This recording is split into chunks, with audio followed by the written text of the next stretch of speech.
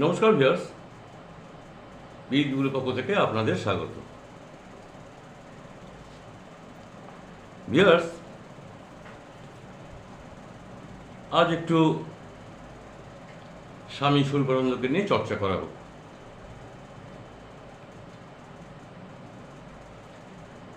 তো স্বামীজিকে নিয়ে চর্চা করতে গিয়ে দেখছি ভিউয়ার্স, এ তো বিশাল তল খুঁজে পাওয়া যাবে না। এর মধ্যে থেকেই আমাদের কিছু কিছু টপিকস এনে আলোচনা করতে হবে। আমি তো খুব সাধারণ ঘরের ব্যক্তি, আমার কথা ছেড়ে দিন। আমি যাদের লেখনীগুলো আমি পাচ্ছি আজ থেকে 80 বছর আগের বা 70 বছর আগের বা 50 বছর আগের, এই লেখনীগুলো দেখে পড়ে হাই প্রোফাইল ব্যক্তি যারা লিখছেন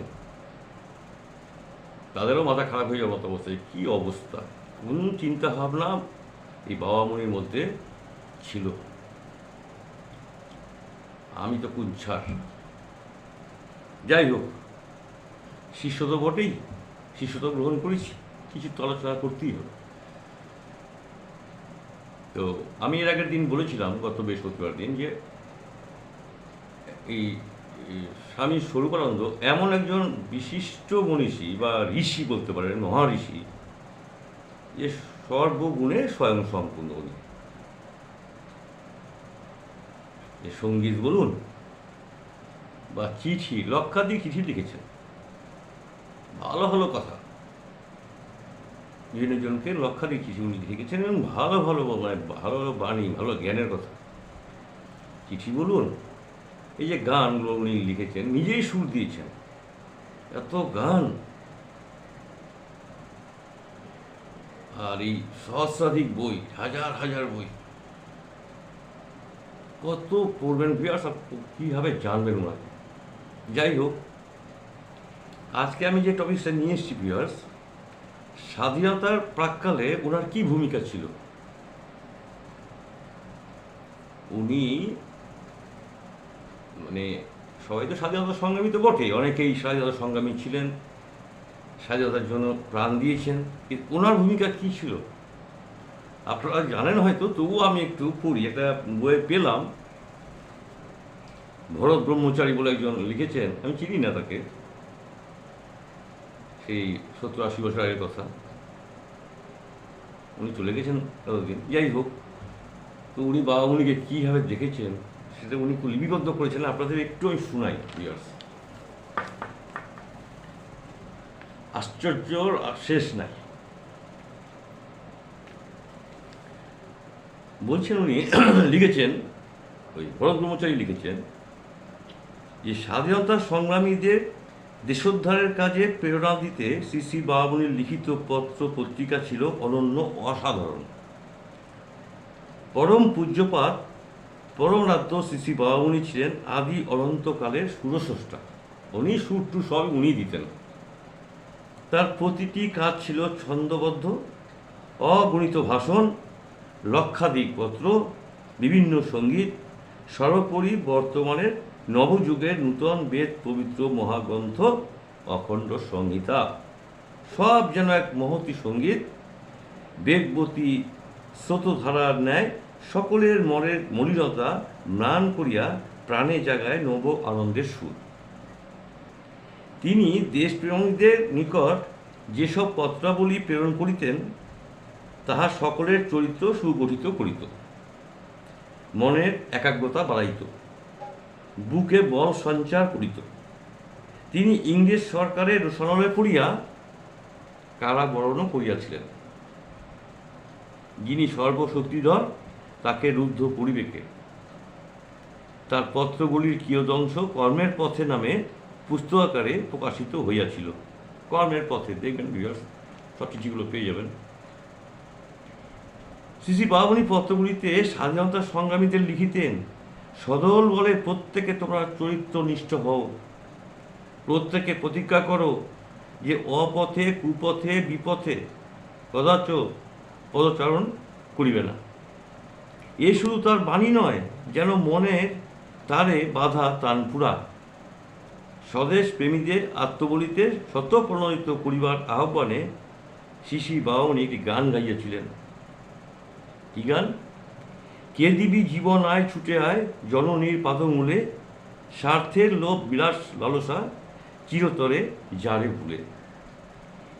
নিঙ্গারিয়া দের হৃদয় রক্ত হয়ে থাক যদি মায়েরই ভক্ত, জাগা তরঙ্গ রুদ্র রঙ্গ সূর্য নদের কূলে। নিজের পরাণ করি বলিদান, মরা দেশে বহা জীবনের বান, সাজা মরুভূমি ত্যাগ সুগন্ধি সুন্দর ফল ফুলে।